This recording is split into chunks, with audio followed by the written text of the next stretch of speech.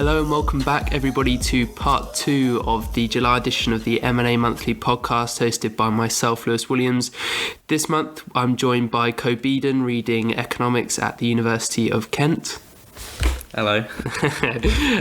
In this part 2 we'll be covering 2 deals, the acquisition by Thermo Fisher of QIAGEN, and in addition a past deal between Amazon and Whole Foods.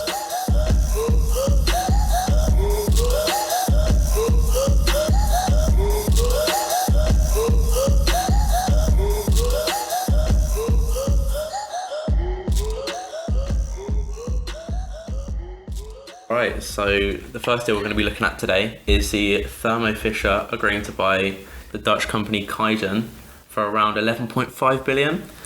As Thermo Fisher, a scientific equipment maker, is expanding its disease testing capabilities, obviously with the pandemic at the moment. This was, when I started researching it, it was the biggest deal of the year. Right. But has since been overtaken by another one that just got announced by some oil companies, which are on 20 billion, and it currently has a 23% premium on it. So Right. be excited to get into that. Okay, excellent. Let's start off with the history of the 2 companies as per usual. Oh yeah, sure. So we'll start off with Thermo Fisher, the company that's acquiring QIAGEN. It was originally formed from a merger of Thermo Electron and Fisher Scientific. As many companies are these days, from a merger. Thermo Electron was co-founded in 1956 by George N. Hastopoulos. We love a big name. We do love a big name, yeah. Who was studying at MIT and got a PhD, and the second founder was Peter M. Nomikos, who was at Harvard Business School. They produce scientific products such as a Zelatron, which is a high voltage vacuum tube. I love the detail here, this is brilliant. I'm not going to pretend I know what that is. Yeah. And basically they're just in the laboratory machines and all that kind of industry. Right. So Fisher Scientific, on the other hand, the other part of this was made by Chester Garfield Fisher in 1902, and then the 2 companies combined to make Thermo Fisher. In recent years, these companies have gone on an aggressive expansion, acquiring many companies such as Life Technologies for 13.6 billion, Affymetrix for 1.3 billion, FEI Company for 4.2 billion. Blimey. Patheon for 7.2 billion. This was just in the last 5 years. Yeah. So this next deal is just It's another one to this, in the plan. Okay. So just an aggressive expansion over the past few years, and currently has a market capitalization of 159 billion, putting it in the Fortune 100 companies, I think. Amazing. It's like one of these companies that are so big that you've just never heard of because they're not consumer based. Exactly. We're not buying from them directly, but I guess we benefit from them. Absolutely. QIAGEN, on the other hand, was established in November 29th by a team of scientists in Germany. 2 years later, QIAGEN launched its first product kit for purification of plasmids. whatever that is, scientific stuff. Essentially, they're selling test kits and equipment, which is similar to Thermo Scientific. At the end of 2009, QIAGEN surpassed the 1 billion revenue mark and has over 3,500 employees. And it also became the first company to get a test for the H1N1, or the swine flu as we know it. Right, okay, I didn't know that, yeah.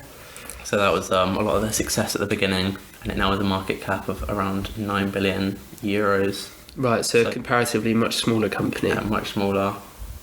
Yeah, obviously you've got that premium on it that they're paying at the moment. So in the past 2 years, we'll start with Thermo Fisher. So we'll talk about the past 3 years. We'll go their share price almost tripled from around $150 per share even to $410, and this can mostly be contributed to the aggressive expansion we talked about earlier. People wanted to get on this because obviously they're acquiring a lot of companies, strengthening their market position, and especially recently they've had a increase from the coronavirus pandemic, which they've been very much the centre of, providing tests. Last year, they recorded a net income of 3.7 billion. In 2018, it was 2.94 billion, and 2019 was 2.23 billion. Right. This goes to show how well run the company is over the past few years, as it has increased net income by 31% and 26% in each of the 3 years. Excellent. With an additional surge in demand. So that's the main reason for their success, increasing this net income, which is very important, obviously. Yeah. So It'd be interesting to see if my test will actually be by them, won't yeah, it? exactly. Got a test coming up. Yeah. We obviously I don't know too much about their products in that much detail, but I looked in their annual report and they've said they've responded to global demand for COVID-19 diagnostic testing by developing Applied Biosciences TagPath COVID-19 combo kit, which has received emergency use authorization. So essentially, which in layman's terms means they've made this test for governments around the world, which has been put into action really quickly, which has really helped them out. Because obviously there have to be a lot of processes before that usually. It's interesting which companies win and lose within these kind of situations, and definitely a winner. Massive winner. Which is why it's important to cover. Again, because you haven't heard of them, you know? Yeah, and it's the same story for QIAGEN as well. Yeah. Their share price has risen 10% in the last 3 months alone. Wow. To $41 a share even, showing strong performance during the pandemic due to increased demand for exactly the same reason. They're providing a similar service, so they've seen the same kind of increase. Perfect. But even before this pandemic, their revenues have increased year on year. Right. From 1.4 billion to 1.5 billion, which shows they're pretty stable in their growth. However, they've posted a net income loss in 2 out of the last 3 years, but only a small one of 4.41 million, which is about a 2%, minus 2% gross margin. Okay. Well, it's important to note because, you know, if you're looking at it also from the intangible aspect of how good the management is in the past few years as well. Obviously, they've benefited as of late due to external circumstances, but important to look at previous years as sort of the quality of the asset that Thermo Fisher are buying. Perfect. Let's move on to the theoretical analysis behind the deal. Okay, so QIAGEN and Thermo Fisher both produce laboratory equipment, and especially recently with the tests. So this acquisition would definitely be a horizontal merger for them, so trying to just increase their market share, of which they currently hold 12% of the market. I couldn't find the statistics of QIAGEN because I feel like they're not. They're probably not big enough of a player. Yeah, exactly. But 12% of the market in this particular market, which is very competitive, is actually a very impressive market share.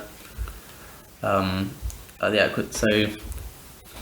Thermo Fisher have said that this acquisition provides us with the opportunity to leverage our industry-leading capabilities and R&D expertise to accelerate innovation and address emerging healthcare needs. Mark Casper, the Thermo Fisher president. So essentially all he's saying is he's just trying to get this company in so they can just increase their power in the industry and increase their capacity as well. So QIAGEN has been working on equipment to detect COVID-19 since the outbreak began in January. Last week they sent test kits to 4 hospitals in China for evaluation, and plans to apply for emergency authorization to sell them in the US, Korea and China, which they have received since then. Thermo Fisher may want to use this as extra capacity to meet the rising demand from all the countries around the world. Right. Currently this field is quite unusual for business in general, as their demand has skyrocketed recently. So this acquisition would help them be a big player in this and help them capitalise at the moment. Yeah, okay. Because obviously, I'd say it's a bit of a bubble recently for these kind of firms, because eventually it's going to fade away. I mean, once they find a vaccine and that kind of thing, then there's much less of a demand for their current services. But yeah, I guess it would be important for them to close this deal as quickly as possible then as well. Exactly. So they're just trying to capitalise on the current situation and do the most they can. Perfect. Because even though earnings were down in 2019 for QIAGEN, it's expected they could rise as much as 67% in this next year because of this, which is incredible, because QIAGEN really were one of the first to develop this test. So really, I guess maybe because they're so small, they're more agile, perhaps. And they've actually increased their production production to move to a 24-hour, 7-day-a-week operations. Wow, so they're really going for it then, yeah. They've really invested hard into this, which... I mean, fair play to them, seize the opportunity. So essentially, increase in production and this 67% boost in revenue has also caused a bit of concern recently. So currently, Thermo Fisher are having to pay an extra $1 billion on top of what they were originally going to pay because of this. So it's not often you see that. Yeah, no, but by a significant amount as well from the recent success. However, this may still not even be enough, as hedge fund manager Davidson Kempner has said, as the company is still being undervalued in his opinion. He owns a 3% share in the company, and essentially what he's saying with this recent success, that the company is worth even more than what they're paying. Right. But obviously he has a certain bias. Significant bias, yeah. He has a stake in it, so yeah. And it's going to obviously benefit him a lot to see that happen. Interesting nonetheless though, and it's not often you see such a jump in share price, and it can only be seen in certain circumstances like this when there's a world pandemic in play. But yeah, interesting nonetheless. You've got to think though how after seeing their accounts from before and seeing they were proposing loss in previous years, when coronavirus eventually does die out, fade away, yeah, the vaccine comes out and there's a lot more and the demand for these kind of products and testing facilities eventually reach its peak. It'll be interesting to see how they do after this. Yeah, and potentially maybe they're thinking that if there was a second wave, then the profits and the advantages of having QIAGEN under their belt would be prolonged. But I guess the question is that what is their plan with QIAGEN in years to come? Post pandemic, what is their they're going to be their use with QIAGEN? I guess perhaps just increasing their production to lower their unit costs and become more efficient in that way. Yeah, potentially, because obviously QIAGEN have a lot of capital there. Yeah, and especially because it's such a horizontal merger, two very similar companies, there's going to be significant ability to synergistically combine the companies. So I guess it does make sense in the long term, because there are a lot of obvious synergistic opportunities with producing the same product. I guess it's one of those things where it's like, in a best case, they get to capitalise on this current coronavirus pandemic, and then potentially have a successful business afterwards, and in a worst case they can just combine and synergize and hope just use it as an expansion tool, and still capitalise obviously on what's happening at the moment. And if they are getting a bargain for QIAGEN, as the shareholder said, then if they were to sell the company in 3, 4, 5 years, then perhaps they could make a significant profit on the sale. Especially so in recent years, obviously we talked about the net income. There you are. The net income being negative. However, in the past 5 years, it's actually gone as high as 6.5%. Right. As I've seen some of the analysis, which shows they can turn a profit. They're very able. I think they probably just had a rough few years up until now. I guess it would probably depend on how much they put into research in certain years, because it's so capital intensive in terms of the amount of money that they have to pump into things. If certain years they really go for a project or something, that would massively impact their bottom line at the end of the year. Okay. I especially saw with Thermo Fisher last year invested $1 billion into R&D. Yeah. So these kind of companies are investing significant amounts, and it can pay off or it cannot. Yeah, and I mean that would be an economy of finance if the two companies were to combine as a bigger force. They can spread the cost of the finance over a much larger company, so that could be advantageous as well, seeming as they both have the desire to invest in R&D in a similar area. Yeah, exactly. And the benefit to the consumer is there. So in terms of them actually closing it, if they're able to adapt quicker, make things cheaper for the consumer, who at the end of the day it's a dependency on health and that kind of a thing, I shouldn't see any problem with closing the deal. It would be advantageous to the consumer for that. So governments and regulating bodies are going to look fondly upon that. Yeah, I can't see the industry itself getting any smaller in the years to come. Exactly, yeah. It's very much there's a lot of money being pumped into it at the moment. Kind of going on top of that. In regards to the financial stability of Thermo Fisher, though, they've currently got a return on investment of 7.24%, which is pretty good. Very actually. good, yeah, very good, especially in these times. Because it's a very well established company. They're doing very well. They've kind of mastered it. Their pre-tax margins at 12%, which is also very good. They're holding 2.4 billion in cash, which I'm sure will be used to go towards necessary in many aspects. And they've also got a very healthy current ratio, 1.5%. Perfect. And a very good quick ratio. As well as how the deal is going to be financed, I think in their recent report they said they were going to raise 3.5 billion in bond offerings. So essentially they're just loaning that money, and then they've got money in the bank as well. Yeah, I believe that's due to sort of the tax efficiencies that offers compared to leveraging the finance, which is extremely difficult to get these days. So yeah, I mean, in terms of the deal, if you were to look at it from the quality of the acquirer, you'd say, yeah, great company, lots of cash in the bank, healthy returns year on year, a large company, they can afford to undertake the risk. In terms of the deal, it makes sense. Looking at the theoretical analysis, there's plenty of synergistic opportunity available, and more than anything, they're just trying to take advantage of the current climate and really trying to profit off it, which is, again, it's not unethical, because they're trying to make things cheaper for the consumer by creating the synergistic opportunities in the first place. Exactly. I think it's got everything going for it. Yeah, me too. And especially considering that 6-7% rise in earnings, I think it could be a bit of a bargain for them. Absolutely, yeah. And this guy, as much as this guy does have a stake in it, I think he could be right about. He could well be right.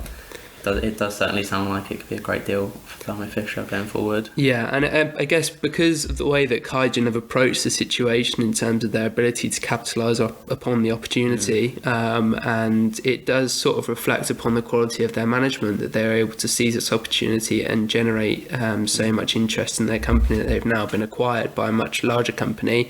It shows, again, a degree of quality from their standpoint as well. So, yeah, all round a good deal, it seems like. Yeah, very much so. Okay, perfect. Okay, we're going to round off for that deal there, and then we're going to move over to Amazon and Whole Foods, which is a past deal as mentioned, just in one moment.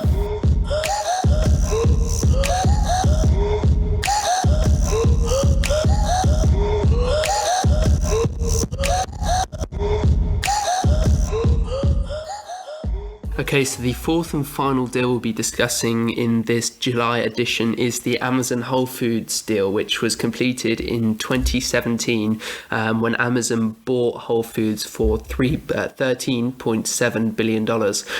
This was a big move in terms of the news that it made. Amazon, who've never directly been involved with the grocery market before, now making an external move into that market, which is believed to grow to around $100 billion in the next decade, I believe. It represents huge diversification, and the supermarket in the US is the industry itself is worth about $800 billion. So it's a huge move, and if Amazon were to become as popular as they are in the general service of delivering goods using their Prime services, it could well become one day a massive company. Whole Foods itself to date have yet to make a profit under Amazon. However, they have actually reduced their basket of goods, which is a measuring tool used within the US to see the general prices of each supermarket, to compare the price of the food shop. They have managed to reduce their basket of goods by $10, around 13%, and they've seen a lot of growth within the number of stores, opening 14 in the last year, as well as using Prime as a discounting tool. But more importantly than that, we're actually going to be looking at the general growth within the market as we look to see how supermarkets will change in years to come, and how the role of Amazon and Amazon Prime and also Amazon Go within the supermarket industry is sort of acting as potentially a game changer to many. So, as per usual, we'll go into the history of the two companies, starting off with Whole Foods. Actually, I think we'll gloss over Amazon. I think most people know how Amazon started, Jeff Bezos within his garage selling off books. But Whole Foods is actually quite a wholesome story. It was founded by two college dropouts and one of their girlfriends in 1978 in Texas. They focused on providing organic, quality, healthy produce. They're quite commonly known as the Whole Paycheck, just because of the price of the food shop. It is a premium brand, which does in some ways contradict Amazon's long-serving core competency of being a low-price provider. You know, you look often, I remember going into HMV or Game as a kid, and you're looking at a CD or something, and you think, okay, it's 10 quid here, let me just search on Amazon and see how much it is, and it's $5.99 compared. And that is how they've become so successful today, I believe, in certain industries. But I guess they could transfer that expertise, put it over like their ability to cut costs so massively could help Whole Foods. Yeah, overall. Definitely, and that's actually what they've done, but more to come on that.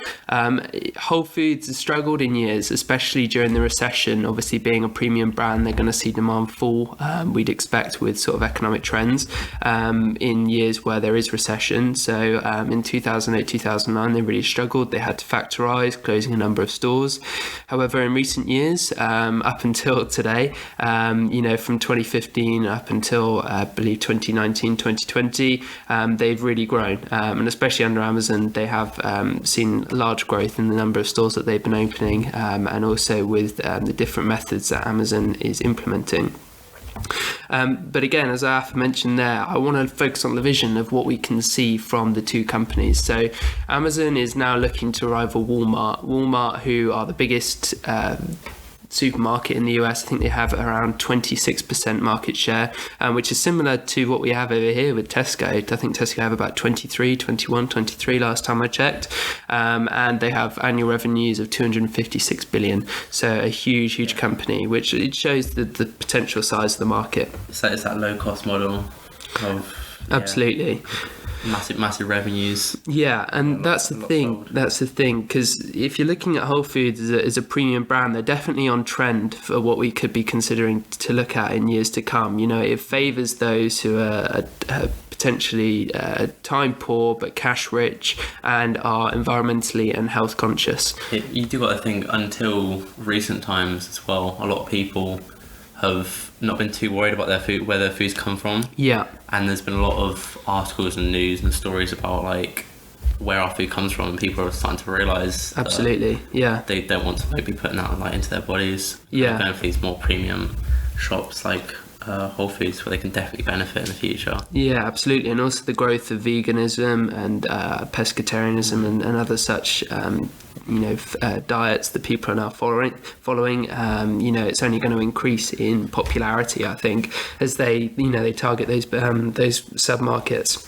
So looking at it as Amazon themselves have essentially what they've been able to do is implement their Prime systems within Whole Foods. So in certain places in America, if you order your food within, I think it's like 8 a.m. to 10 p.m, if you order your food using the website, you can receive Whole Foods goods within 2 hours, I believe, which is a key advantage to many within the city who are potentially looking for their food shop to become quickly after work or before work, or however it may fall for them. I don't think any other supermarket will probably have the capability of that, just due to Amazon's network size and Yeah, absolutely. And what it has forced is Walmart have actually had to launch a sort of a service where they can deliver food themselves, but it's nowhere near as quick. And it's actually, I think it's priced very competitively next to Prime, but it's still a little bit more expensive. And in terms of what Prime offers with the video and also that you can order anything off Amazon and get it within the next day, as well as just the food stuff, that's fantastic. It's very similar to what we talked about earlier with the Fitbit and the Apple Watch. There's so many more advantages to having Prime than just the Walmart feature itself. So a really interesting aspect of where they could be looking to go with it. in years to come, what could we be see with the other devices like the Echo in terms of being able to order food through that? You can say add that to my food shop on your Echo, and then it will arrive the next day or something. I mean, it's fantastic in terms of the ability to combine all of their current hardware and software to create a really significant sort of I don't even know how you describe it, but something that's so comprehensive that they have you can basically order anything through their hardware and software. I think the one thing Amazon excels at is making it as easy as possible for the customer to order the goods and get the goods. They just make the process seamless, especially with Echo. Most people now have an Amazon Echo in the house, and if they can just say it out instead of having to go on their device or anything, it just makes it that much easier. Absolutely. Which will mean people want to buy it that much more. Will be more encouraged to buy it, I'll say. Again, the process is just becoming more and more streamlined as we go forwards.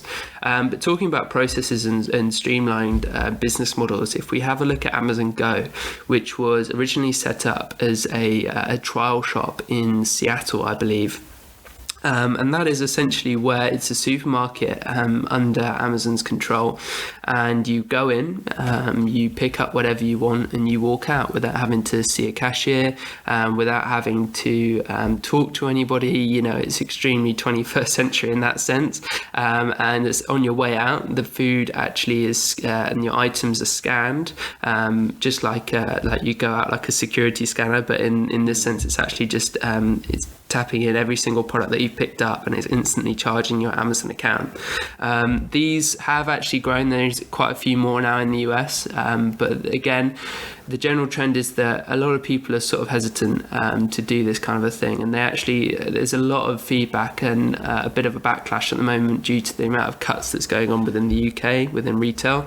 More and more people are sort of saying that we should still have cashiers, and there's a lot of bad criticism around it.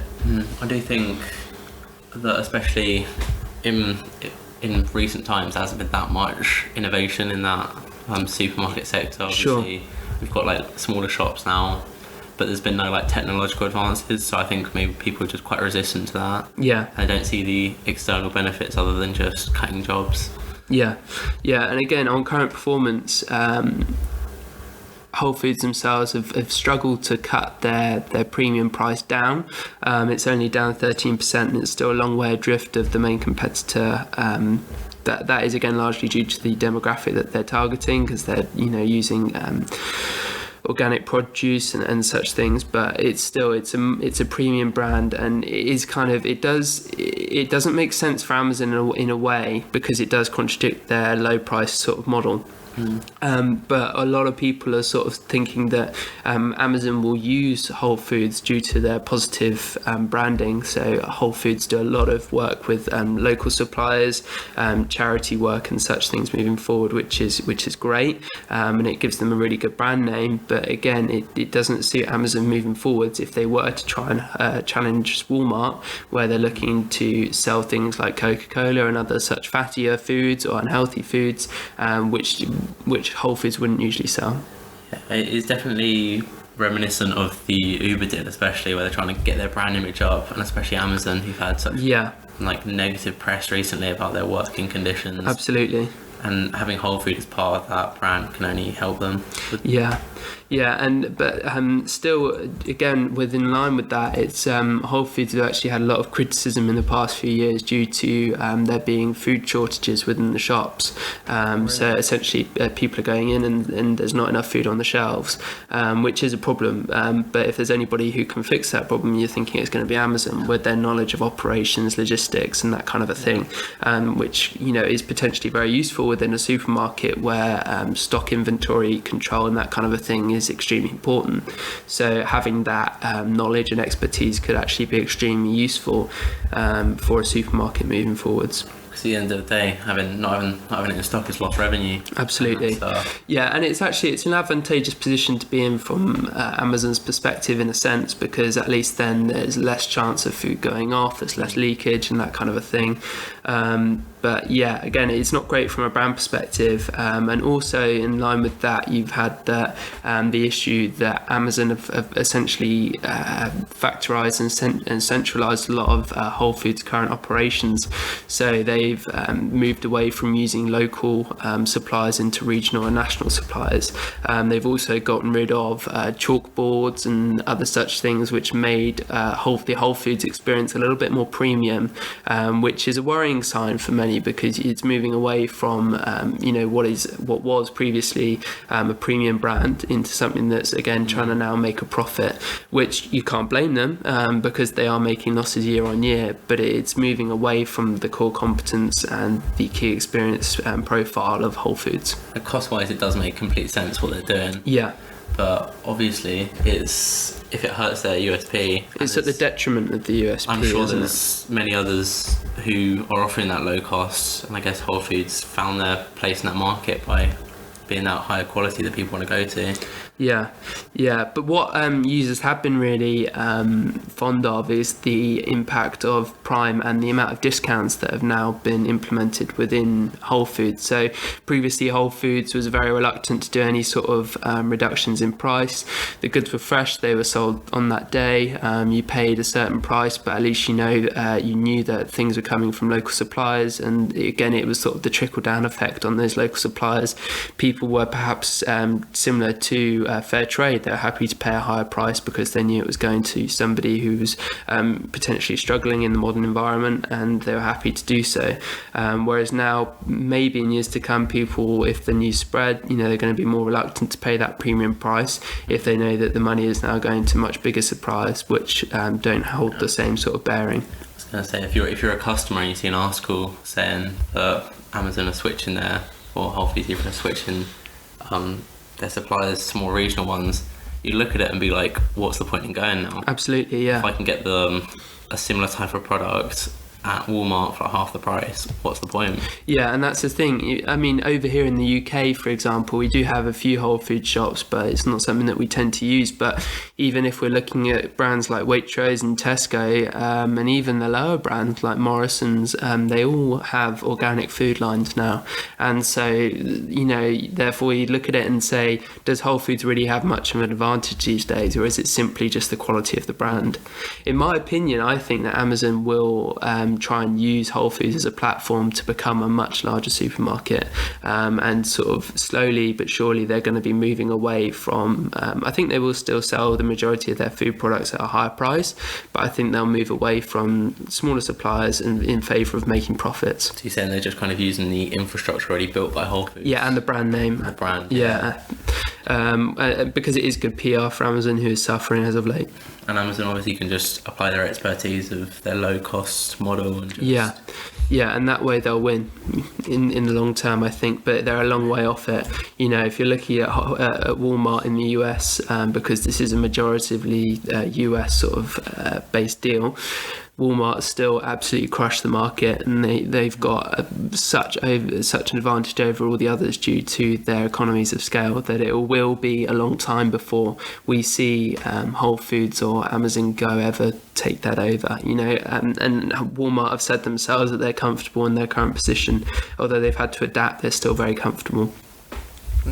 So where do we see this going in years to come? I think it will still be a while until we see them really take over in the UK.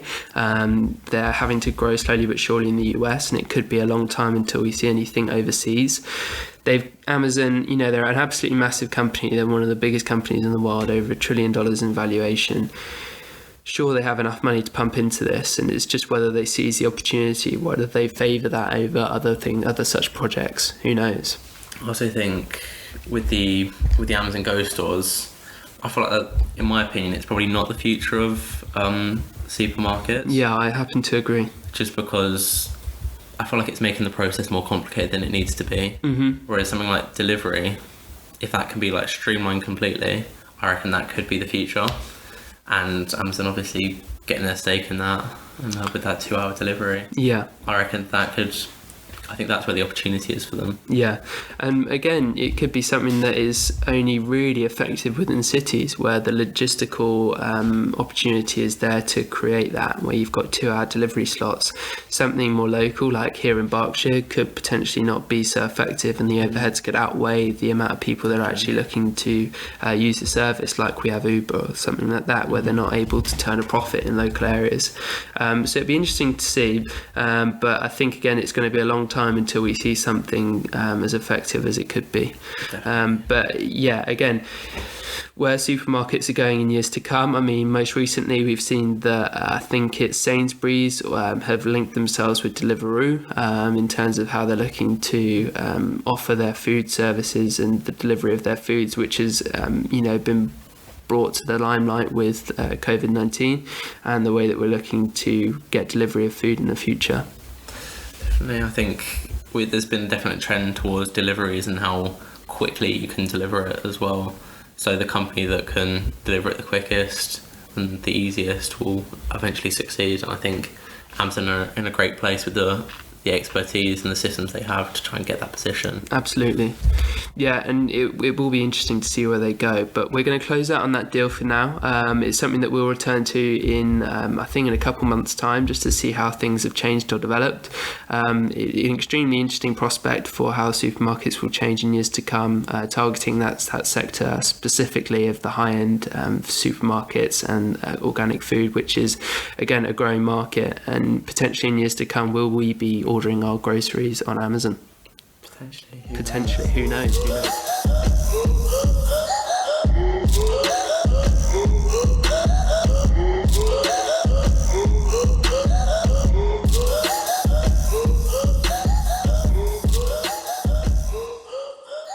So that brings an end to this July edition of the M&A Monthly podcast. It's been an absolute pleasure. Thank you, Co, for joining me. No problem. I've thoroughly enjoyed it. Yeah, it's been great, and especially considering the fact that I've had to do less work and it's been shared has been brilliant. It was also, not being a Larry Lonia on the podcast, it's been great to actually talk to somebody, and I hope everybody listening has thoroughly enjoyed it. I think it'd probably be a lot better than last month's podcast, and I think this month all the topics have been quite varied in what we've approached, and focused on the vision as well. Yeah, I don't think I realised how much research goes into it. It does, yeah. I mean, yeah, it doesn't seem like it, does it? But yeah, no, it is. It's been really, really, really good, and I'm sure we'll have you on months to come. To the listeners out there, I hope you did enjoy. I hope you found it interesting. Any comments or anything like that, you can head over to the review section or our dedicated email channel, which is ma.monthly.pod@gmail.com. I'd be greatly appreciative if you could leave some reviews if you're listening on podcasts, because it does help us with algorithms and such things. So if you're able just to do that, that'd be fantastic. All the best, and we'll catch you next month. Cheers.